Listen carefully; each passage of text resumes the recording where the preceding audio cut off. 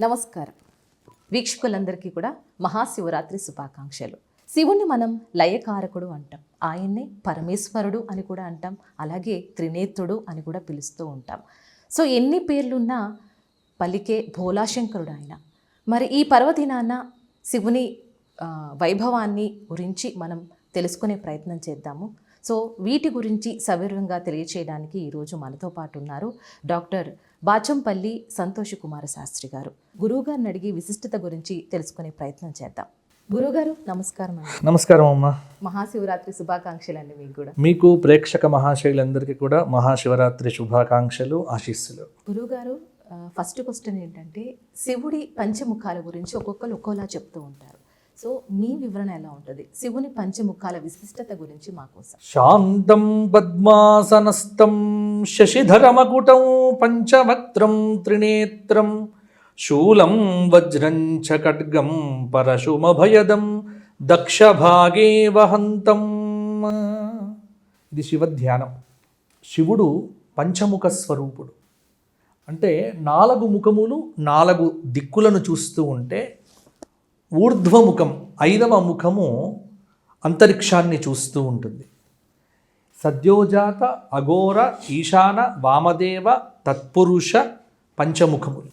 మొత్తం ఈ 5 ముఖములతో జగత్తు యొక్క సృష్టి, స్థితి, సంహారక, అనుగ్రహ, తిరోధానాది పంచకృత్యములను కూడా నిత్యము కూడా చేస్తూ ఉంటాడు. కాబట్టి ఈశ్వరుడి యొక్క 5 ముఖములు, ఆ 5 ముఖముల నుంచే పంచాక్షరి మంత్రం ఉద్భవించింది.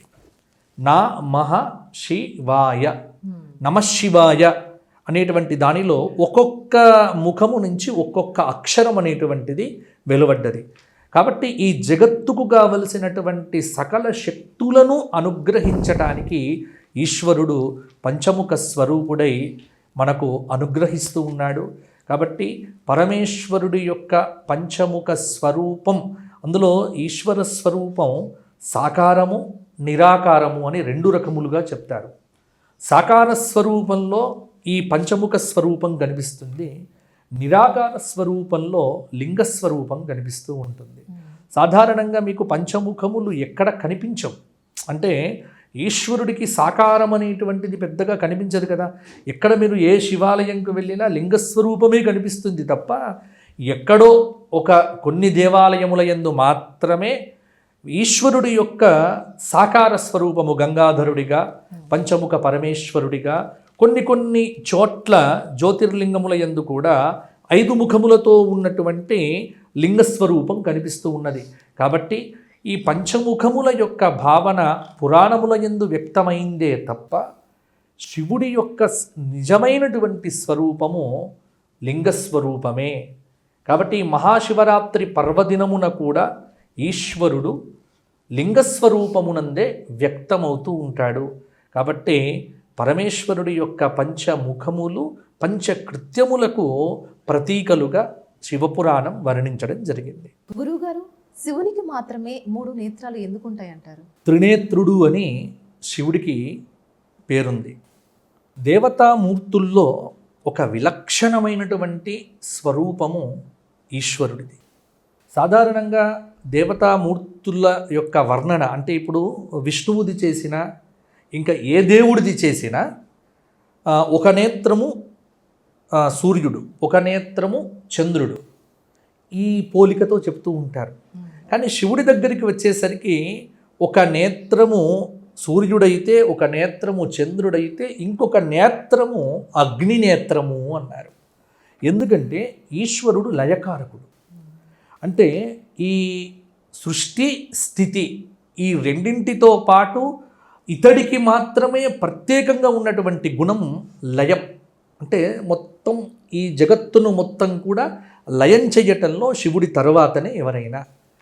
ఆ లయం ఎలా చేస్తాడు అన్నప్పుడు తన యొక్క త్రినేత్రం అగ్నినేత్రము ద్వారా. అందుకే ఈ 3వ నేత్రం ఎప్పుడు కూడా జ్ఞాననేత్రము. ఈ 3వ నేత్రము ఎప్పుడు కూడా తెరవబడదు. 3వ నేత్రము తెరవబడ్డది అంటే అది ప్రళయానికి సంకేతము. కాబట్టి శివుడి యొక్క ఆయన 3వ నేత్రం తెరిచాడు అంటే ఆగ్రహ నేత్రం, అగ్నినేత్రం, జ్వాలానేత్రం. దేవతల్లో ఇద్దరికి మాత్రమే 3 నేత్రాలు ఉన్నాయి. ఇంకో దేవుడు ఎవరో తెలుసా నీకు? శివుడికి మాత్రమే అని మీరు ప్రశ్న అడిగారు, కానీ దానికి అడిషనల్ సమాధానం నేను చెబుతున్నా. శివుడికి మాత్రమే కాదు, ఇద్దరూ పుట్టింది ఒకే తిథి. ఒక స్వరూపం విష్ణువు, ఒక స్వరూపం శివుడు. మాఘమాసంలో చతుర్దశి రోజున అవతరించిన వాడు ఈశ్వరుడైతే, వైశాఖ మాసంలో చతుర్దశి తిథి నాడు సంధ్యా సమయంలో అవతరించినటువంటి వాడు నరసింహస్వామి. మీరు నరసింహస్వామికి కూడా 3 నేత్రాలు ఉంటాయి. అంటే విష్ణు స్వరూపంలో ఏ రూపానికి కూడా 3 నేత్రాలు లేవు, ఒక్క నరసింహుడికి ఉంటాయి. నరసింహుడికి కూడా అందుకే కామాసికాష్టకంలో వేదాంత దేశికుల వారు తపనేంద్వగ్నినయన అని వర్ణిస్తాడు. చాలామందికి ఈ విషయం తెలియదు, చాలామంది వైష్ణవులకే తెలియదు. ఎందుకంటే నేను త్రినేత్రుడు అని ఒక చోట చెబితే నరసింహస్వామికి 3 నేత్రాలు ఉంటాయా అని చాలామంది ప్రశ్నలు వేసినారు. దానికి నేను ఇదే సమాధానం చెబుతున్నా. ఒక ఈశ్వరుడికి మాత్రమే 3 నేత్రములు ఉండవు. ఈశ్వరుడితో పాటు విష్ణు అవతారమైనటువంటి నరసింహుడికి కూడా. అందుకే మా సంప్రదాయంలో, మా ధర్మపురి క్షేత్రంలో మేము నరసింహస్వామిని కూడా రుద్రాకార నరసింహుడు, ఈశ్వరుడు అని పిలుస్తాం. కాబట్టి శివస్వరూపంగా నరసింహస్వామిని కూడా మేము భావన చేస్తాం. అది మా భావన, ఇది తప్పు పట్టుకోవాల్సిన అవసరం లేదు. ఎందుకంటే తపన ఇందు అగ్ని నయన అంటే సూర్యుడు, చంద్రుడు, అగ్ని. కాబట్టి 3 నేత్రములు ఉన్నటువంటి ఈశ్వరుడు మనకు లయకారకుడిగా చెప్తారు. ఈ 3వ నేత్రము తెరవడం అంటే సృష్టి యొక్క అంతము మాత్రమే. కాబట్టి సృష్టి చివరి సమయంలోనే ఈశ్వరుడు 3వ నేత్రాన్ని తెరుస్తాడు. కాబట్టి 3 నేత్రములతో ముక్కంటి అని ఆయనను పిలుస్తారు. ముక్కంటి అనేటువంటి పదం తెలుగువారికి చాలా సుప్రసిద్ధమైనటువంటి పదం. కాబట్టి 3 నేత్రములు కలిగినటువంటి వాడు ముక్కంటి స్వరూపుడు ఈశ్వరుడు. ఒకటి అగ్నినేత్రము, ఒకటి సూర్యనేత్రము, ఒకటి చంద్రనేత్రము. ఈ 2 నేత్రములతో సృష్టిని, స్థితిని చేస్తూ ఉంటే, ఎందుకంటే మనకు సూర్యుడు అవసరమే, చంద్రుడు అవసరమే. అగ్ని ఎప్పుడు అవసరం అవుతాడు అంటే ఈ జగత్తును లేకుండా చెయ్యాలి అన్నప్పుడు ఒక ప్రళయాగ్ని అనేటువంటిది ఉద్భవిస్తుంది. ఆ ప్రళయాగ్ని ఎప్పుడు ఉద్భవిస్తుంది అంటే ఈశ్వరుడి యొక్క 3వ నేత్రంలో ఉద్భవిస్తుంది అనేటువంటిది. కాబట్టి ఈశ్వరుడి యొక్క లయకారకత్వానికి సూచనగా 3వ నేత్రం అనేటువంటిది చెప్పడం జరిగింది పురాణముల యందు. గురువుగారు, శివుణ్ణి లింగ రూపంలోనే ఎందుకు పూజిస్తారంటారు? దీనికి 2 రకములుగా సమాధానం చెప్పవచ్చు. ఒకటి, పురాణముల యందు చెప్పబడినటువంటి కథ ప్రకారం చూస్తే శివుడికి లింగస్వరూపమైనటువంటి ఒక శాపం ఉంది. సరే, శాప విషయాన్ని పక్కన పెడితే ఈశ్వరుడికి శాపం ఏమిటి అని పురాణ కథలు మనం చూసుకున్నట్లయితే ఆ ప్రస్తావన వేరైతే, దేవీ భాగవతం, శివపురాణం, లింగ పురాణం మొదలైనటువంటి పురాణములన్నీ పరిశీలించి చూస్తే ఒక కథ సాధారణంగా మనకు కనిపిస్తూ ఉన్నది. ఒకసారి ఈ సృష్టికి కర్త, కర్మ, క్రియ ఎవరు అనేటువంటి ప్రశ్న బ్రహ్మకు విష్ణువుకు తలెత్తింది. నేను గొప్ప అంటే నేను గొప్ప అన్నాడు. బ్రహ్మదేవుడితో విష్ణువు అంటాడు, నువ్వు నా నాభి నుంచి పుట్టావు కాబట్టి నీకంటే ముందే నేనున్నా, నా నాభిలోంచి నీవు ఉద్భవించావు అంటే అది అంగీకరించడు. చివరికి అది చిలికి చిలికి గాలివానలాగా మారిపోయి ఇద్దరు పోట్లాడుకోవడం మొదలుపెట్టారు. ఈ బ్రహ్మకు విష్ణువుకు మధ్య జరుగుతున్నటువంటి ఈ పోరాటం అనేటువంటిది సృష్టికి చాలా ఆటంకమైపోయింది. ఎందుకంటే సృష్టి ధర్మం పోయింది, స్థితి ధర్మం పోయింది. ఈ 2 లుప్తమైనప్పుడు జగత్తంతా కూడా స్థానరూపంలో మారిపోయినప్పుడు తిరిగి ఈ జగత్తును సరి అయినటువంటి మార్గంలో నడిపించాల్సిన అవసరం ఏర్పడ్డది. అప్పుడు ఈ బ్రహ్మకు ఈ విష్ణువుకు మధ్యలో అద్భుతమైనటువంటి జ్వలన స్తంభ రూపంలో ఒక మహా ఆకృతి ఆవిర్భవించింది. ఆ ఆవిర్భవించినటువంటి రోజే ఈరోజు మాఘకృష్ణ చతుర్దశ్యాం ఆదిదేవో మహానిషి శివలింగతయోదుభూత కోటి సూర్య సమప్రభ ఆపాతాల నభస్థలంత భువన బ్రహ్మాండ మావిస్ఫుర జ్యోతి స్ఫాటికలింగ మౌలి విలసత్ పూర్ణేందువంతామృతై. ఇదే మనకు ధ్యాన శ్లోకం. అంటే ఆ ఇద్దరి మధ్యలో పాతాళం, ఆపాతాల నభస్థలంత అంటే భూలోక, భువరులోక, సువరులోక, మహాలోక, తపోలోక, ఊర్ధ్వలోకాలు, అతల వితల తలాతల మహాతల రసాతలాది అధోలోకాలు. అధోలోకాల నుంచి ప్రారంభమైనటువంటి ఈ జ్వలన స్తంభము, అగ్నిస్వరూపము, స్ఫాటిక లింగ స్వరూపం అనేటువంటిది భూనభోంతరాములు కూడా దాటి ఊర్ధ్వంగా వెళ్ళింది ఆ రోజే ఈరోజు. అందుకే ఈ రోజున ఏమంటారు? మహాశివరాత్రి అంటారు. కాబట్టి మహాశివరాత్రి అంటే ఈశ్వరుడు నిరాకార స్వరూపంగా సాకారము నిరాకారముగా పరిణమించే వేళ అరూప రూపముగా లింగాకారమునందు వ్యక్తమయ్యాడు.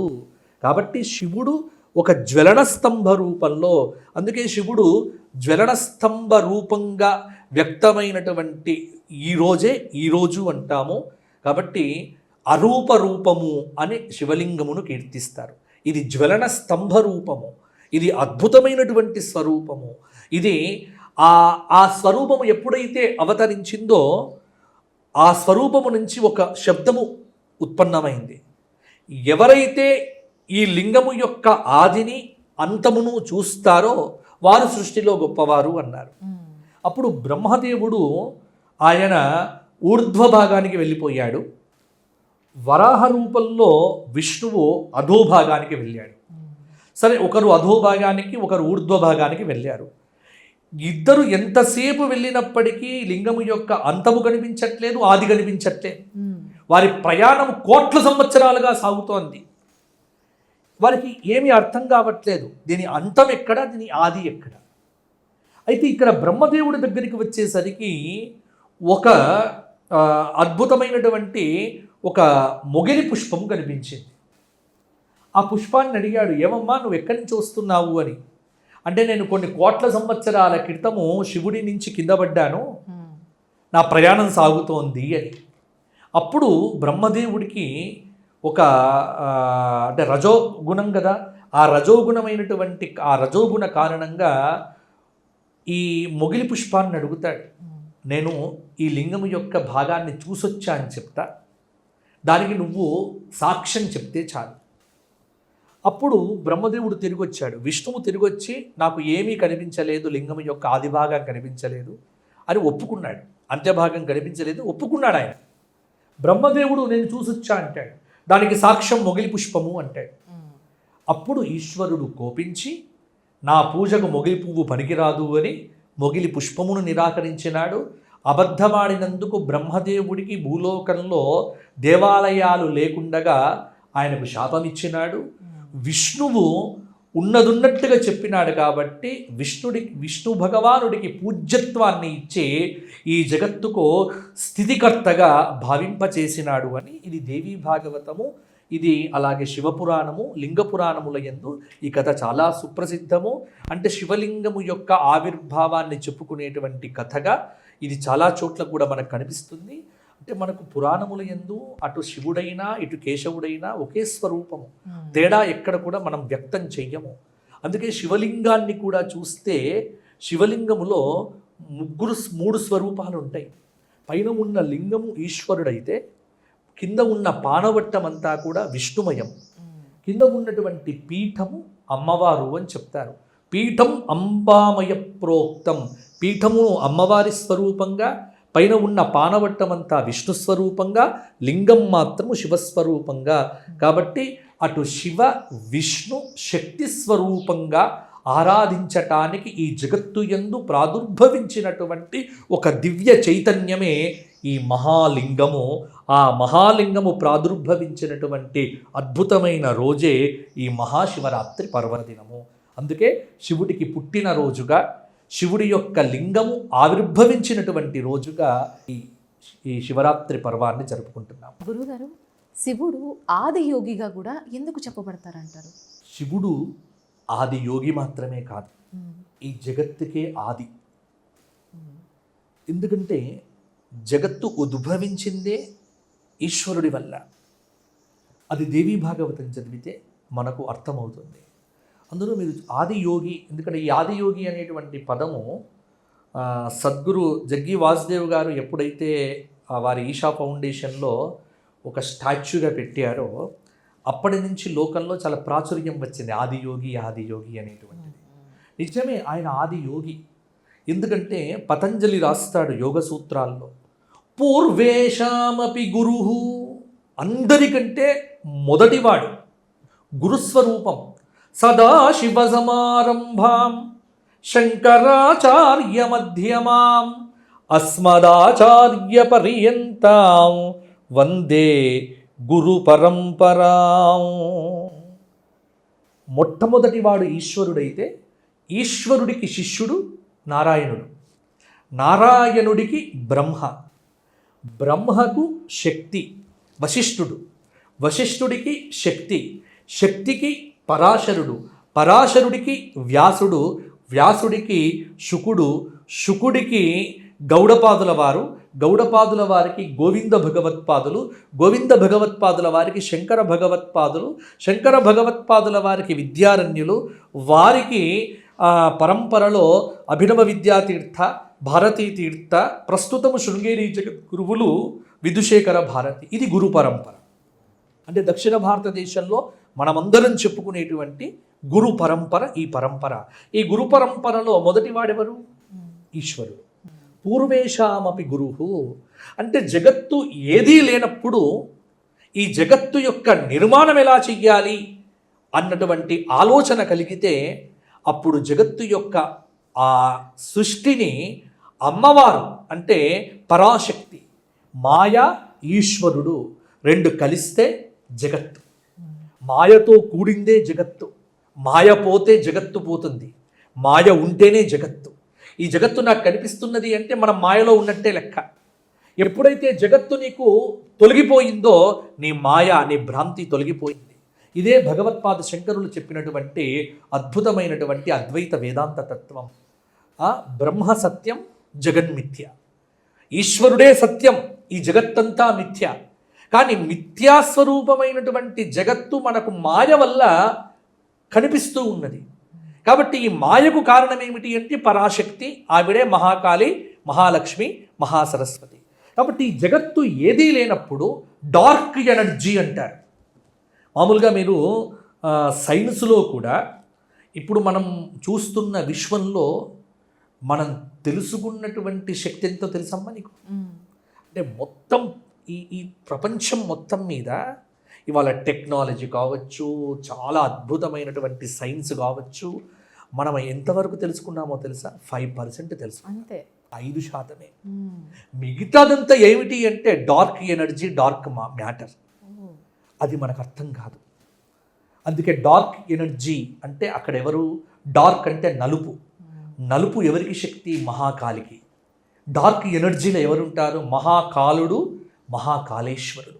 అందుకే కాలానికి సంకేతం, టైంకి సంకేతం ఈశ్వరుడు. కాబట్టి మీరు చూడండి, ఉజ్జయిని ఉంది. ఉజ్జయిని ఆ క్షేత్రాన్ని ఏమంటారు? మహాకాలుడు అంటారు. మహాకాల శబ్దంలో కాలాన్ని నియమించేవాడెవడు అంటే ఒక ఈశ్వరుడు మాత్రమే. అందుకే దానికి సంకేతంగా మనమందరం కూడా మన శరీరాలు బూడిదైపోయిన తర్వాత వచ్చినటువంటి బూడిదితో ఆ ఈశ్వరుడికి అభిషేకం చేస్తారు. కాబట్టి అందుకే మీరు చూడండి, భూమధ్య రేఖ భారతదేశంలో ఎక్కడ ఉంది? భూమధ్య రేఖ సరిగ్గా మధ్యప్రదేశ్, ఉత్తరం వైపు ఉంటే ఉత్తరప్రదేశ్ అన్నారు. అరుణాచల ప్రదేశ్ ఈస్ట్, మధ్యప్రదేశ్ ఎక్కడ ఉంది? మధ్యప్రదేశ్ అంటే భూమధ్య రేఖ సమాంతరంగా వెళ్ళినటువంటి చోటు సరిగ్గా మధ్యప్రదేశ్, ఉజ్జయిని. కాబట్టి ఉజ్జయిని క్షేత్రంలో ఎవరున్నారు? అందుకే మన వాళ్ళు పూర్వీకులు టైం జోన్ అనేటువంటిది ఉజ్జయిని క్షేత్రం నుంచి స్టార్ట్ చేసేవారు. ఇవాళటికి కూడా కాల నిర్ణయము మహాకాలుడి దగ్గరే జరిగింది. కాబట్టి అవ్యక్తమైనటువంటి ఈ విశ్వము వ్యక్తమైనప్పుడు ఆ వ్యక్తపరిచేటువంటి శక్తి కాళిదైతే వ్యక్తపరచటానికి సహాయం చేసినటువంటి వాడు మహాకాలుడు. కాబట్టి మహాకాలుడు, మహాకాళి ఇద్దరు విహరించేదే డార్క్ ఎనర్జీ, డార్క్ మ్యాటర్ అన్నారు. అంటే అది మనం కనుగొనలేము, మనం పొందలేము. కాబట్టి ఈశ్వర తత్వమే ఈ జగత్తంతా వ్యాప్తమై ఉన్నది. కాబట్టి మహాయోగి, ఆదియోగి అంటే ఈ జగత్తు ఏదీ లేనప్పుడు కూడా ఉన్నటువంటి వాడు ప్రశాంతంగా ఉంటాడు, ప్రమోదంగా ఉంటాడు, ఆనందంగా ఉంటాడు, నిర్వికారంగా ఉంటాడు, ఏ కామక్రోధ లోభ మోహ మదమాత్సర్యాది గుణాలు లేకుండగా ఉంటాడు, సదా చిత్తంలో ఉంటాడు, సదా ఆత్మధ్యానంలో ఉంటాడు, సదానంద స్వరూపంగా ఉంటాడు, దుఃఖము లేకుండగా ఉంటాడు, దుఃఖాన్ని తొలగింపజేస్తాడు, ఆనందాన్ని పంచుతాడు, ఆనంద సముద్రంలో ముంచుతాడు, సమస్త కోరికలను తీర్చేస్తాడు, సమస్త కోరికలను ప్రసాదిస్తాడు, అన్నీ ఇస్తాడు, చివరికి తనలో తాను కలుపుకుంటాడు. నీవు అనేటువంటి భావన తొలగిపోయినటువంటి రోజున నేనే నువ్వు అంటాడో, ఆ నేనే నువ్వు అనేటువంటి స్వరూపము ఎప్పుడైతే మనకు తెలుస్తుందో అదే యోగస్వరూపము. ఆ యోగస్వరూపము తెలిసినప్పుడే చిదానంద రూప శివోహం శివోహం. ఆ స్వరూపం మనకు అనుభూతిలోకి వస్తే ఆదియోగి. ఆ ఆదియోగిగా మనం అయితేనే ఆ యోగస్వరూపం ఏంటో తెలుస్తుంది.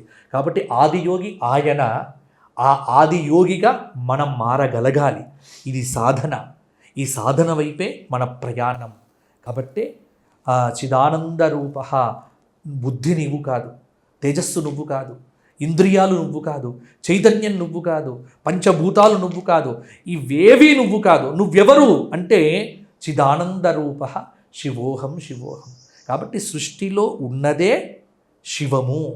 ఈ శివము తొలగిపోతే శవము. కాబట్టి శివము ఉన్నటువంటి వాడు ఆదియోగి. కాబట్టి మనం ఆ యోగిగా మారాలి. మారటానికి సాధనయే ఈ మహాశివరాత్రి పర్వదినం వచ్చింది. కాబట్టి మహాశివరాత్రి ఎందుకోసం వచ్చింది అంటే భోగిగా ఉన్నటువంటి నీవు యోగిగా మారు. ఈ భ్రమ, ఈ ప్రపంచం, ఈ కోరికలు ఇవేవి వద్దు. ఇవన్నీ అయిపోయాయి, ఒక రోజున పోతాయి నీతో పాటు. ఇవన్నీ విడిచిపెట్టి నువ్వు పోవాలి. ఈ జగత్తులోకి నువ్వు అనుభవించటానికి రాలే. ఈ జగత్తులో ఉన్న కొన్ని అనుభవాలను పొంది నీ వికారాలను పోగొట్టుకోవటానికే ఈ ప్రపంచానికి వచ్చావు. కాబట్టి వికారాలన్నీ పోగొట్టుకోవటానికే ఈ రాత్రి పూట మేలుకొని ఉండు. ఈ రాత్రి మేలుకొని ఉండి ఏం చెయ్యాలి? జ్ఞానాన్ని సంపాదించు. రాత్రి ఎప్పుడు కూడా అజ్ఞానానికి సంకేతం. రాత్రిని చీల్చి సూర్యోదయం జరుగుతుంది. అజ్ఞానాన్ని చీల్చి జ్ఞానం అనేటువంటిది కలిగితే అదే శివరాత్రి సాధన. కాబట్టి రాత్రంతా మేలుకొని ఉండడము అంటే అర్థం ఏమిటి?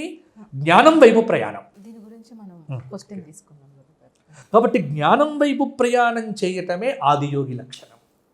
కాబట్టి ఆదియోగి అంటే జ్ఞానానుభూతి కలిగినటువంటి శివస్వరూపము. కాబట్టి నిర్వికారమైనటువంటి స్వరూపము, ఏ కోరికలు లేనటువంటి స్వరూపము. కాబట్టి యమ నియమ ఆసన ప్రాణాయామ ప్రత్యాహార ధారణ ధ్యాన ఈ స్థితి దాటి సమాధి స్థితిలో ఆనందాన్ని పొందేటువంటి స్వరూపమే ఆదియోగి స్వరూపం. అందుకే చూడండి ఎంత బాగుంటాడో ఈశ్వరుడు.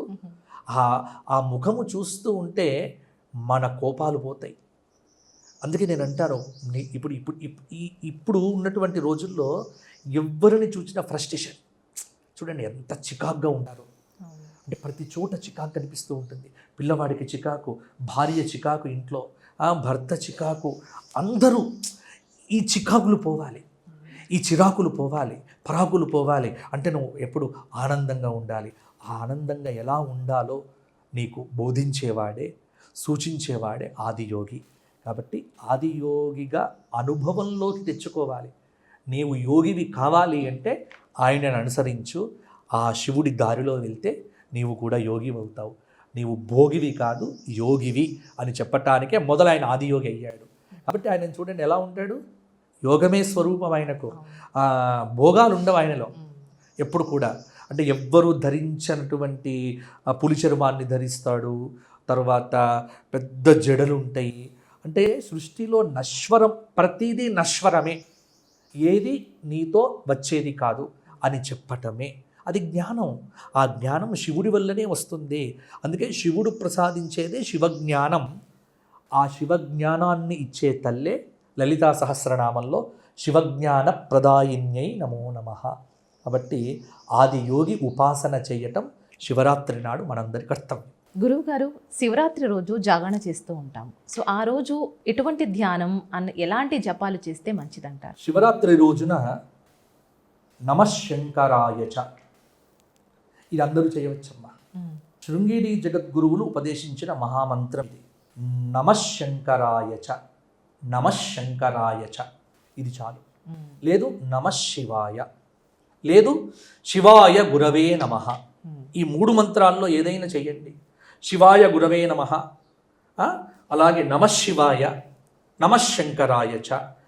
ఇది ఉదయం నుండి రాత్రి దాకా కొన్ని వేల సార్లు జపించండి. మీ మనస్సులో మార్పు వస్తుంది, దృక్పథం మారుతుంది, ఆలోచనల్లో మార్పు వస్తుంది, లోపల ఉన్నటువంటి ఫ్రస్ట్రేషన్ తొలగిపోతుంది, ఆనందం అనేటువంటిది కలుగుతుంది. కాబట్టి ఈ ఈ ఈ మంత్రజపం చేస్తూ మీకు సమీపంలో ఉన్న శివాలయానికి వెళ్ళండి. రోజు శివాభిషేకం చెయ్యాలి. రోజు చేయకపోతే భోజనం చేయకూడదు. ఇప్పుడు శివాభిషేకం చేయడానికి పెద్ద పెద్ద పదార్థాలు అక్కర్లేదు.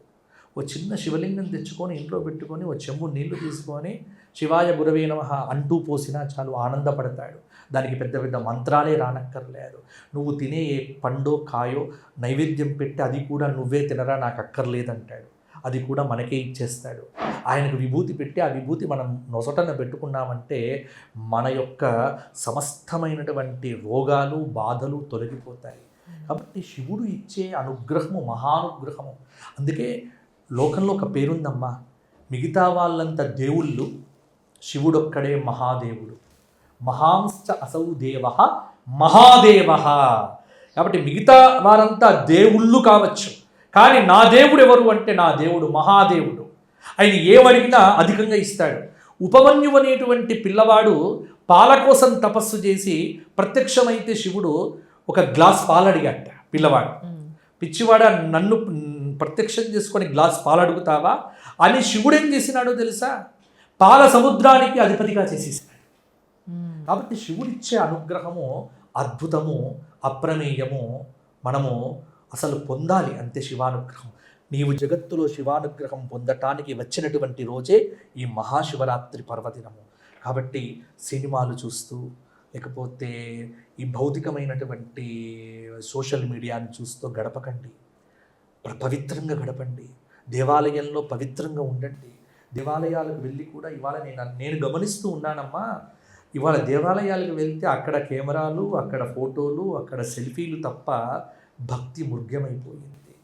శివరాత్రి అంటే శివుడితో ఒక సెల్ఫీ దిగి పెడితే శివరాత్రి అయినట్టు ఇవాళ అందరూ కూడా లోకంలో భావిస్తున్నారు. కాబట్టి భక్తి అనేటువంటిది ఆడంబరంగా మిగిలిపోయింది. భక్తి నేటి రోజున ప్రదర్శనగా మిగిలిపోయింది. ఇలా ఎన్ని శివరాత్రులు చేసుకున్నా లాభం లేదు. శివరాత్రి ఇంతకుముందు చెప్పినట్టుగా ఆది యోగిగా నీకు నీవుగా ఆనందంగా ఉండు. అన్నీ వదిలిపెట్టు. క్షణభంగురమైనటువంటి ఈ ప్రపంచాన్ని ఒక కొన్ని నిమిషాల పాటు నీవు వదిలిపెట్టు.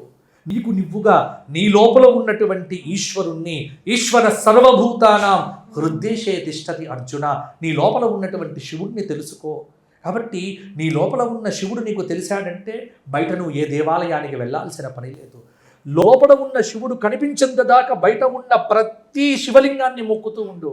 కాబట్టి ఈ జన్మకో శివరాత్రి అంటారు. అంటే అర్థం ఏమిటి? నువ్వు 100 శివరాత్రులు తరించాల్సిన పనిలే. ఒక్క శివరాత్రి రోజున నీవు పవిత్రంగా ఉంటే చాలు, అట్టి జ్ఞానము నీకు సంప్రాప్తిస్తుంది. కాబట్టి నిన్ను నీవు మార్చుకోవటానికి శివుడు ఇచ్చిన అపురూపమైన వరం ఈ శివరాత్రి పర్వదినం. నీవు మారటానికి భగవంతుడు అవకాశం ఇచ్చాడు. కాబట్టి ఈ రోజున నువ్వు ఎంత పవిత్రంగా ఉండవు. అందుకే పశువులు కూడా ఈ రోజున పవిత్రంగా ఉంటాయట, గోవులు పవిత్రంగా ఉంటాయట, పంచభూతాల్లో పక్షులు పవిత్రంగా ఉంటాయట. అందుకే కదమ్మా కాళహస్తిలో ఏనుగు, ఒక సాలెపురుగు, ఒక సర్పము పోటీ పడి ఈశ్వరుణ్ణి ప్రార్థన చేశా. ఏ వేదంబు పఠించెలుత భుజగంబే శాస్త్రములు చూచే చంచే మంత్రమూహించే బోధావిర్భావ నిదానములు చదువులయ్యా కాదు నీ పాద సంసేవాసక్తియే కాక జంతు తతకిన్ శ్రీకాళహస్తీశ్వర. కాబట్టి కన్నప్ప చదువుకున్నాడా? ఏమీ చదువుకోలేదు. ఏనుక్కు చదువొచ్చా? కాబట్టి భక్తికి చదువక్కర్లే. భక్తికి కావలసింది తన్మయత్వం. అందులో శివుడి దగ్గర నాకు ఏం రాదు అని చెప్పినా చాలు. నిన్ను దగ్గరికి తీసుకుంటాడు. కాబట్టి ఏం అక్కరలే, నమశివాయచ నమశంకరాయచ. శివుడు చూడండి మీరు చాలా చోట్ల గిరిజనులకు దేవుడు. మీకు ఇక్కడ ఆదిలాబాద్ జిల్లాలో నాగోబా అనే జాతర జరుగుతుంది, మొన్ననే జరిగింది. అక్కడ నాగోబా అంటే ఎవరు? శివుడు. అంటే గిరిజనులు, ఏమీ రానటువంటి ట్రైబల్స్, వీళ్ళందరూ కూడా శివయ్యను పూజిస్తారు. శివయ్యను పూజించటానికి పెద్ద పెద్ద మంత్రాలు అక్కర్లే. అందుకే భక్త కన్నప్ప కథ. భక్త కన్నప్ప ఎవరమ్మా? ఒక గిరిజనుడు. ఇవాళ కాళహస్తి దేవాలయంలో శివుడి కంటే మొదటి పూజ భక్త కన్నప్పకు జరుగుతుంది. ఇది కదా మన సంస్కృతి. కాబట్టి ఈ శివరాత్రి పర్వదినం నిన్ను నీవు తరింపచేయటానికే వచ్చింది. కాబట్టి భౌతికతను విడిచిపెట్టండి. కొద్దిసేపు గుళ్ళకు వెళ్తే మొబైల్ ఫోన్లతో పెట్టుకోవద్దు. గుడికి వెళ్తే సెల్ఫీలు మానేయండి. ఫోటోలు దిగొద్దని చెప్పట్లే. దీన్ని క్లబ్ చేయకండి. పవిత్రంగా ఉన్నప్పుడు పవిత్రంగా ఉండు. భోగంలో ఉన్నప్పుడు భోగం అనుభవించు. యోగంలో ఉన్నప్పుడు యోగం అనుభవించు. కానీ ప్రతిదీ కూడా ప్రదర్శించాలి అనుకోవద్దు. కాబట్టి దేవాలయాలకు వెళ్ళండి, శివారాధన చెయ్యండి, ఈ చెప్పిన నామాలను జపించండి. జాగరణ అంటే కళ్ళు తెరచి గుడ్లగూపలాగా ఉండటం కాదు. జాగారం అంటే నీలో ఉన్నటువంటి అజ్ఞానపు భ్రాంతి నుంచి బయటపడటమే నిజమైన జాగరణ. భ్రాంతి నుంచి బయటపడటం, మోహము నుంచి బయటపడటం, కోరికల నుంచి బయటపడటం, ఇది జాగరణ అవుతుంది. అంతేగాని రాత్రి first show, second show, third షోలు చూస్తే టీవీలు పెట్టుకొని జాగరణ కాదు. ఇది ప్రతి ఒక్కరూ తెలుసుకోవాలి. శివరాత్రి నాడు నేను జాగారం ఉన్నా, ఉపవాసం ఉన్నా, అన్నం తినకపోవడమే ఉపవాసం కాదు. ఇంద్రియాలతో విషయములను అనుభవించకపోవటం ఉపవాసం. మనం ఇంతసేపు లోపల వెయ్యలేదా అని చూస్తాం, కానీ కళ్ళతో చూస్తూ ఉంటాం. ఇది కూడా ఉపవాసం కిందికి రాదు. కాబట్టి నేను మౌనంగా ఉంటా అంటాడు. మాట్లాడకపోవడమే మౌనం కాదు. మాట్లాడకపోవడము, కంటితో మాట్లాడకపోవటము, చేష్టలతో మాట్లాడలేకపోవటము, మనస్సుతో కూడా మాట్లాడకుండా ఉండాలి. అంటే నిర్వికారమైనటువంటి స్థితిలో ఉండాలి. ఆ స్థితికి వెళ్ళగలిగితేనే శివరాత్రి వ్రతం. కాబట్టి దేవాలయానికి వెళ్ళు. ఈ స్థితి కలిగేదాకా శివలింగాన్ని పట్టుకో. శివ సహస్రనామ స్తోత్ర పారాయణం చెయ్యి, లేకపోతే విను. శివాలయంలో గడుపు. శివ అనే నామజపం చెయ్యి. శివకోటి వ్రాయి. ఇలా మనుష్యులకు సేవ చెయ్యి. ఎందుకంటే శివుడు భూతప్రియుడు. ఒక గోవును ప్రేమించినా, ఒక కుక్కను ప్రేమించినా కూడా శివుడు ఆనందపడతాట.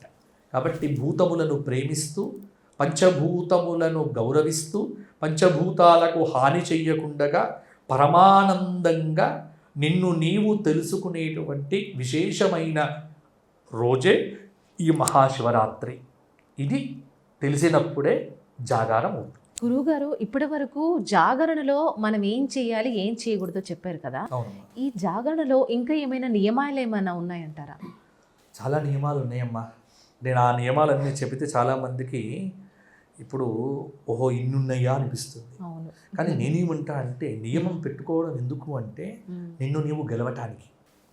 ప్రకృతి ఒక నియమంలో ఉంటుంది, సముద్రం ఒక నియమంలో ఉంటుంది, భూమి ఒక నియమంలో ఉంటుంది. పంచభూతాలు నియమం దాటితే ఏమవుతుంది?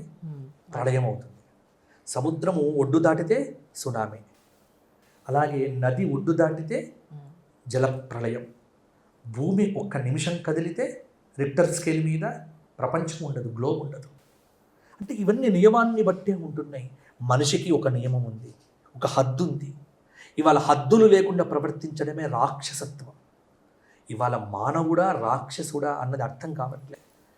ఆకృతి మాత్రమే మానవుల యొక్క ఆకృతి, కానీ లోపల ప్రవృత్తి రాక్షస ప్రవృత్తి. కాబట్టి మానవులుగా నటించడం వద్దు. మానవుడు మాధవుడు కావాలి. మానవుడు మాధవుడు కావటానికి సాధన చేసే రోజే మహాశివరాత్రి. ఈ రోజున విష్ణువు కూడా కాశీ క్షేత్రంలో ఈశ్వర ఉపాసన చేస్తాడు. అందుకే బిందు మాధవుడు అని ఉన్నాడు అక్కడ. మీరు కాశీ క్షేత్రంలో బిందు మాధవుడు అంటే ఎవరు? ఈశ్వర ఉపాసన చేసినటువంటి విష్ణు స్వరూపం, బిందు మాధవ స్వరూపం. కాబట్టి మానవుడు మాధవుడు కావాలి. ఎప్పుడు శివుణ్ణి ఆరాధన చేస్తే నువ్వు మాధవుడివి అవుతావు. కాబట్టి శివరాత్రి రోజున నియమాలు చాలా ఉన్నాయి.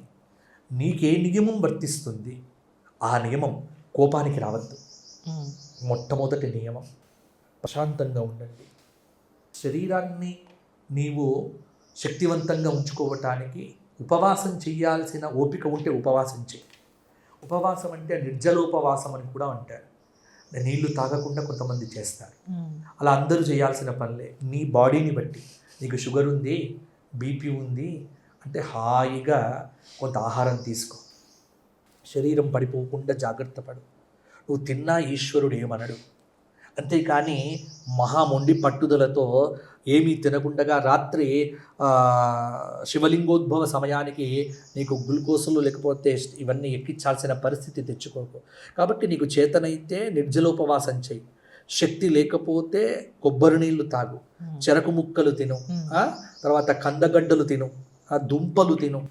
రోజు తినాల్సినటువంటి ఆహారాన్ని విడిచిపెట్టి ప్రత్యామ్నాయం, అందుకే పండ్లు బాగా అమ్ముతారు చూడండి, బాగా పండ్లు అమ్ముతారు. తరబూజాలు, తర్వాత కందగడ్డలు ఇవన్నీ ఉంటాయి కదా, ఇవన్నీ అమ్ముతారు.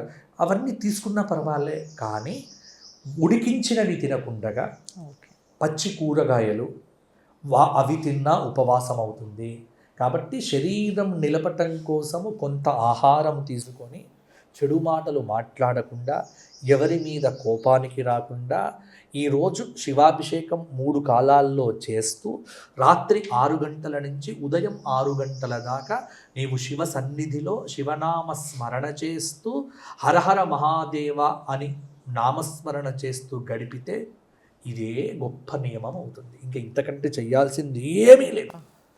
అంటే నేను కూడా ఒక మాట అంటే, ఏం చెయ్యాలి గురువు గారు? ఏం చెయ్యకుండా ఊరిక ఉండు. ఏదో చెయ్యాల్సిన పనిలే. ఏమీ చెయ్యకుండా ఊరికగా ఆ శివలింగం దగ్గర కూర్చో. నువ్వు ఏం చేయాల్సిన పనిలే, నువ్వు శివుడివి అయిపోతావు. నువ్వు శివుడివి అయిపోతావు అంతే. కాబట్టి ఏం చెయ్యాలి, ఏం చెయ్యకుండా కూర్చో. రోజు చేస్తూనే ఉన్నావు, రోజు ఏదో ఒకటి చేస్తున్నావు. నహి కచ్చిత్ క్షణమపి జాదు తిష్టత్య కర్మకృతు. భగవద్గీతలో అంటాడు, ఏ పని చేయకుండా ఎవ్వడు ఒక నిమిషం కూడా ఉండడు అని. శివరాత్రి రోజున అన్నీ మానేసి శివలింగం పక్కన కూర్చో. నీవు కూడా లింగంగా మారిపో. నువ్వు శివలింగంకా. అందుకే మన దగ్గర లోకల్లో పేర్లు కూడా పెట్టుకుంటారు, శివలింగం అని పేర్లు పెట్టుకుంటారు. నువ్వు లింగాకృతిలో మారిపో, అదే శివరాత్రి అయిపోతుంది. కాబట్టి నీవు శివుడిగా మారటానికి శివుడు ఇచ్చిన పర్వమే మహాశివరాత్రి. కాబట్టి ఏ నియమం పట్టాలి గురువు గారు అంటే, ఏమీ పట్టకుండా ఊరికే కూర్చో. ఊరికే అంటే అన్ని వ్యాపారాలు మానే, ఆలోచించడం మానే, తినడం మానే, పడుకోవడం మానే, చూడటం మానే, వినడం మానే, అన్నీ మానేసేసి నీలో నీవు చూసుకుంటూ ఉంటు. నీ లోపల నీవు చూసుకుంటూ ఉంటే అదే శివరాత్రి. దీని మీద చాలా మందికి చాలా డౌట్స్ ఉంటాయి గురువుగారు. చాలా చక్కగా క్లియర్గా చెప్పారు గురువుగారు. శివరాత్రి రోజు శివలింగాభిషేకం చేస్తూ ఉంటారు. సో ఈ లింగాభిషేకం వెనుక ఉన్న శాస్త్రీయ కారణాలు ఏంటో మా కోసం. తప్పకుండానమ్మా. నమః సోమాయ చ రుద్రాయ చ, రుద్రానువాకం అంటారు దీన్ని. అలాగే నమస్తే భగవన్ విశ్వేశ్వరాయ మహాదేవాయ త్ర్యంబకాయ త్రికాగ్నికాలాయ కాలాగ్ని రుద్రాయ నీలకంఠాయ మృత్యుంజయాయ. ఇది రుద్రంలో వస్తుంది. అంటే ఇన్ని నామాలు ఉన్నాయి. ఇవి చెబుతూ ఈశ్వరుడికి అభిషేకం చేయటం. ఉపాసన వైభవంలో ఒక్కొక్క దేవతకు ఒక్కొక్క పద్ధతి ఉంది. ఇప్పుడు మహావిష్ణువు ఉన్నాడు, ఆయన అలంకార ప్రియో విష్ణు. ఆయనకు అలంకారాలు చేయాలి. అందుకే వెంకటేశ్వర స్వామి చూశారు కదమ్మా, ఎంత అలంకారాలు. అభిషేకం చేసిన తర్వాత అందుకే ఆయనకు శుక్రవారమే అభిషేకం. ఆ ఒక్క శుక్రవారం అభిషేకం చేస్తేనే అక్కడ ఉన్న అర్చకులందరికీ చెమటలు పడతాయి. ఏదైనా ఆ కిరీటాలు పెట్టుకోవడాలు, ఆ కవచాలు, చాలా పెద్ద అలంకారం ఉంటుంది. అప్పుడు అలంకార ప్రియో విష్ణు. శివుడికి అలంకారాలు లేవు. అభిషేక ప్రియ శంభు. ఆయన ఏమక్కర్లే, ఆయన మీద ఒక చెంబు నీళ్లు పోస్తే చాలు అభిషేకం. దాన్ని అభిషేకము అంటారు. కాబట్టి ఈశ్వర అభిషేకం అని అంటాం. దీనిలో పంచామృతములతో అభిషేకం. లింగ పురాణం అనేటువంటి పురాణంలో ఎన్ని చెప్పారు. ఎన్ని ద్రవ్యములతో అభిషేకం చేస్తే అన్ని కోరికలు సిద్ధిస్తాయి. కోరికలు తీర్చుకోవడానికి అభిషేకం చేయవచ్చు, కోరికలు కలగకుండా ఉండటానికి అభిషేకం చేయవచ్చు. ఎప్పుడు 90 ఏళ్ళు వచ్చిన కోరికలతో అభిషేకం చేయొద్దు. ఇప్పుడు నువ్వు ఉన్నావు కదమ్మా, నువ్వు యుక్త వయసులో ఉన్నావు, నీకు ఏదో కోరికలు ఉంటాయి, ఉద్యోగంలో ప్రమోషన్ రావాలి, ఇల్లు కట్టుకోవాలి, ఇవి తప్పేం కాదు. ఎవరిని అడగాలి? భగవంతుణ్ణి అడగాలి. ఎవరినో అడగాల్సిన పనిలే. నీకు ఏం కావాల్సి వచ్చినా భగవంతుని అడుగు. ఈ శివరాత్రి రోజున అడుగు. నీకు చిన్న చిన్న కోరికలు, ఆ కోరికలు ధర్మబద్ధంగా ఉండాలి, అధర్మంగా ఉండకూడదు. పక్క ఇంటి వాడు చచ్చి ఆ ఇల్లు నాకు రావాలి అని అడగకూడదు. కోరిక ధర్మంగా ఉండాలి. కోరిక ధర్మంగా ఉన్నప్పుడు నీవు చేసే అభిషేకం కూడా నీకు ఫలితం ఇస్తుంది. కాబట్టి ధర్మబద్ధమైన ఏ కోరికనైనా ఈ అభిషేకం చేస్తూ అడగవచ్చు. శివలింగానికి పంచామృతములతో, ఆవు పాలతో. ఇక్కడ ఒక మాట చెప్పాలి. ఇవాళ పాలాభిషేకాలు చేస్తున్నారు, కానీ నేను గమనిస్తూ ఉన్నా, శివరాత్రి కదమ్మా, మీ రాజు న్యూస్ ద్వారా అందరికీ కూడా ఒక విషయం తెలియాలి. ఎందుకంటే చాలా దేవాలయాల్లో ఈ ప్యాకెట్ పాలు కొనుక్కొస్తారు. కొనుక్కొచ్చి ఇక దుర్మార్గం ఏంటంటే ఆ ప్యాకెట్లు కొయ్యటానికి కూడా లేకపోతే ఇలా వస్తున్నారు. ఇది కూడా నేను చూసాను. ఎంత దుర్మార్గం! మీరు అలా చేయకండి అభిషేకాలు. ఆ ప్లాస్టిక్ ప్యాకెట్లలో తెచ్చినటువంటి పాలను ఇష్టం ఉన్నట్టుగా పోయడం, ఆ పాల ప్యాకెట్ల కింద పోయటాలు, ఇవి వద్దు. ఆవు పాలతో అభిషేకం చేయండి, పాత్రతో అభిషేకం చేయండి, వెండి పాత్ర. లేకపోతే ఎప్పుడు కూడా ఇక్కడ ఇంకొక విషయం మీకు చెప్తున్నాను, రాగి పాత్రలో పాలు పోసి అభిషేకం చేయొద్దు. ఇది నియమం. ఎందుకంటే దీనికి ఆశ్రయ దోషము అంటారు. ఎప్పుడు కూడా చాలా మంది రాగి చెంబులో పాలు పోయొద్దు. రాగి చెంబులో నీళ్లు పోయాలి, వెండి చెంబులో పాలు పోయాలి. వెండి లేకపోతే మట్టి తీసుకోండి, మట్టి కుండ తీసుకోండి, మట్టి కుండతో పోయండి పాలతో. కానీ రాగి చెంబులో పాలు పోస్తే ఏమవుతుంది? శివపురాణంలో చెప్పారు, ఇలా అభిషేకం చేస్తే మద్యము పోసినట్టు లెక్క, కళ్ళు పోసినట్టు లెక్క. ఇది అభిషేకం చేయకూడదు. రాగి పాత్ర ఆశ్రయ నిషిద్ధం. అక్కడ ఆ ఆశ్రయం వల్ల ఆ పాలు పాడైపోతాయి. కాబట్టి రాగి చెంబులో నీళ్లు తీసుకొని ఆ నీళ్ళల్లో ఒక బిల్వదళం వేసి, త్రిదళం త్రిగుణాకారం త్రినేత్రంచ త్రియాయుధం త్రిజన్మ పాప సంహారం ఏకబిల్వం శివార్పణ. అలా చేయండి. చాలా చక్కగా అభిషేకానికి మంత్రాలు అక్కర్లేదు, నామం చెబితే చాలు. కొంత విభూతితో అభిషేకం చేస్తే ఎటువంటి రోగమైనా తొలగిపోతుంది. మహామృత్యుంజయ మంత్రం త్ర్యంబకం యజామహే, ఈ మంత్రంతో అభిషేకం చేస్తే క్యాన్సర్ లాంటి వ్యాధులు కూడా తొలగిపోతాయి. ఎందుకంటే శంకరుడి కంటే గొప్ప వైద్యులు ఎవరూ లేరు. కాబట్టి మహాశివరాత్రి పర్వదినమున మీరు పాలతో, చెరుకు నీళ్ళతో, చెరుకు రసంతో, పండ్ల రసాలతో, అంటే నేచురల్ ప్రొడక్ట్స్, వాటితో అభిషేకం చేయండి. అది కృత్రిమమైనటువంటివి తీసుకురావటం, కృత్రిమమైన పాలు పోయటం వద్దు. పాలు లేకపోతే చక్కగా నీళ్లు పోయండి, తప్పేం కాదు. అంతేకాని ఏ పాలు పడితే ఆ పాలు పోస్తే పాపాలు వస్తాయి. కొంతమంది తెలియక చేస్తున్న పనులకు అందుకే నేను చెప్తున్నానమ్మా. అందుకే పాల ప్యాకెట్లు తీసుకొచ్చి పాల ప్యాకెట్లు పోయడం కాదు. అది నేను చాలా దేవాలయాల్లో చూసా. అర్చకులే చాలా తప్పులు చేస్తున్నారు. ఆ పూజారులు అసలు ఇవన్నీ కూడా సరిదిద్దాల్సింది దేవాలయ పూజారులు. కానీ వాళ్ళు కూడా ఎందుకు చేయట్లేదు? అలా చేస్తున్న వారికి నమస్కారము, చెయ్యని వారు ఇక నుంచి అయినా చెయ్యండి అని నేను మీ ద్వారా ప్రార్థన చేస్తున్నాను. తప్పకుండా గురుగారు. అపమృత్యో దోషాలు తొలగిపోవాలంటే ఏం చేయాలంటారు? చాలా మంచి ప్రశ్న అడిగామమ్మా. ప్రపంచంలో మృత్యువు తొలగిపోవాలి అంటే ఒక్క ఈశ్వరుడు మాత్రమే మనకు తొలగింపజేయగలడు. అందుకే ఆయన ఏమన్నారు? మృత్యుంజయుడు అన్నారు. సో మృత్యుంజయుడు ఆయన, మృత్యువును జయించినవాడు. ప్రపంచంలో మృత్యువును జయించినటువంటి దేవతలు ఎవ్వరు లేరమ్మా. అందుకే సౌందర్యలహరిలో శంకర భగవత్పాదుల వారు చెప్తారు, ఈ దేవతలంతా పోతారు, కానీ అమ్మ నీ భర్త నువ్వు మాత్రమే ఉంటారమ్మ జగత్తులో అని. ఎందుకు అంటే నీ పానిగ్రహణం చేశాడు కాబట్టి అని అమ్మవారిని పొగుడుతాడు. అమ్మ శివుడు కూడా ఉండగలుగుతున్నాడంటే నీ మెడలో గట్టిన తాలిబొట్టు మహిమ అని కీర్తిస్తాడు.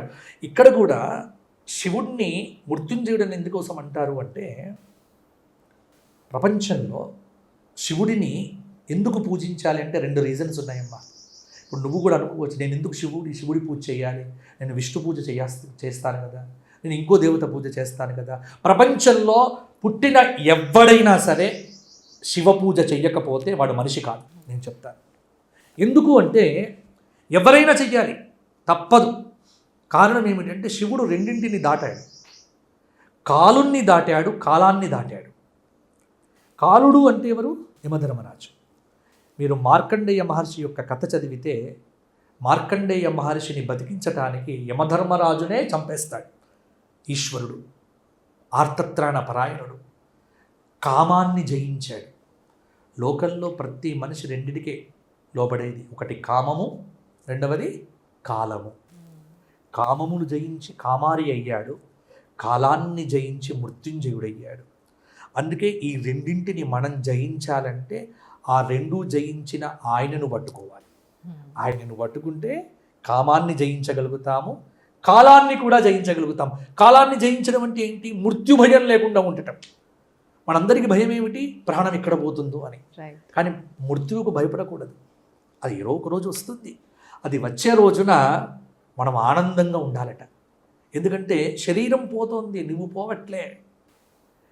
ఈ పైన బాడీ పోతోంది, నీవు అలాగే ఉన్నావు. ఎందుకంటే నువ్వే శివుడివి. లోపల ఉన్న శివుడు శివుడిగానే ఉంటాడు. అందుకే ప్రపంచం మొత్తం లయమైపోయినప్పటికీ కూడా ప్రపంచంలో ఉండే ఏకైక స్వరూపం ఏమిటి? ఈ మొత్తం విశ్వం 196 దేశాలు, 850 కోట్ల జనాభా, 4782 మతాలు అన్నీ పోతాయి. కానీ ప్రపంచంలో ఒక్కటి ఉంటుంది. ఏమిటి? కాశీక్షేత్రం ఒక్కటే ఉంటుంది. కాశీక్షేత్రం మొత్తం పోతుంది, ఒక కాశీక్షేత్రం ఉంటుంది. ఆ క్షేత్రము ఈశ్వరుడి యొక్క త్రిశూలం మీద నిలబడి ఉంటుంది. ఆ త్రిశూలం మీద ఉన్న కాశీక్షేత్రంలో సనాతన హిందూ ధర్మాన్ని ఆచరించేటువంటి శివభక్తులు తప్పకుండా ఉంటారు. కాబట్టి ప్రపంచం లయమైన శివభక్తుడికి ఆ భయం లేదు, మృత్యువు లేదు, మృత్యు భయం లేదు. కాబట్టి నీకు మృత్యు భయం లేకుండా ఉండాలి అంటే, కాలభయం లేకుండా ఉండాలి అంటే, కామభయం లేకుండా ఉండాలి అంటే ఈశ్వరుడికి అభిషేకం చేయి. అపమృత్యు దోషం తొలగిపోతుంది. మనకు 2 రకాల మృత్యు ఉంటుందమ్మ జ్యోతిష్ శాస్త్ర ప్రకారం. ఇప్పుడు జ్యోతిష్ శాస్త్రంలో మనకు 8వ స్థానం మృత్యుస్థానం, 8వ స్థానం ఆయుస్థానం అంటాం. ఈ ఆయుస్థానాన్ని మేము చెప్పగలుగుతాం. ఒక మనిషి ఎంతకాలం బతుకుతాడు అంటే ఖచ్చితంగా లెక్కపెట్టి చెప్పవచ్చు జ్యోతిష్ శాస్త్రంలో. వాడి దశలు, అంతర్దశలు లెక్కపెట్టి 2 ఉంటాయి. ఒకటి కాలమృత్యువు, రెండవది అపమృత్యువు. కాలమృత్యువును ఎవ్వడూ ఆపలేడు. అంటే వాడు కాలం తీరింది అంటే వాడిని ఆపగలిగిన వాడు ఎవడూ లేడు ప్రపంచంలో. అపమృత్యువు అనేటువంటిది ఉంటుంది, యాక్సిడెంటల్ డెత్స్. ఇవి మనకు జీవితంలో కొన్ని ఉంటాయి. అవి పోవాలి అంటే ఈశ్వరాభిషేకం చేయాలి.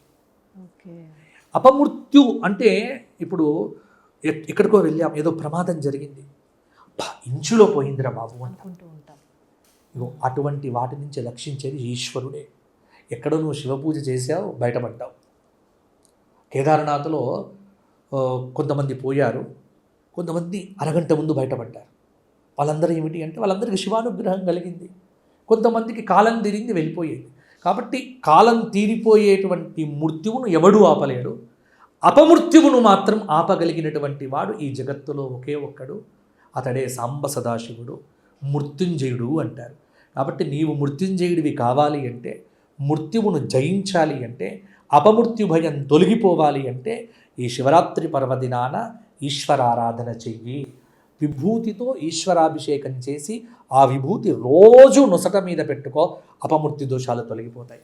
ఒక జాతకంలో ఎన్ని అపమృత్యు దోషాలు ఉన్నాయో మనం లెక్క పెట్టవచ్చు.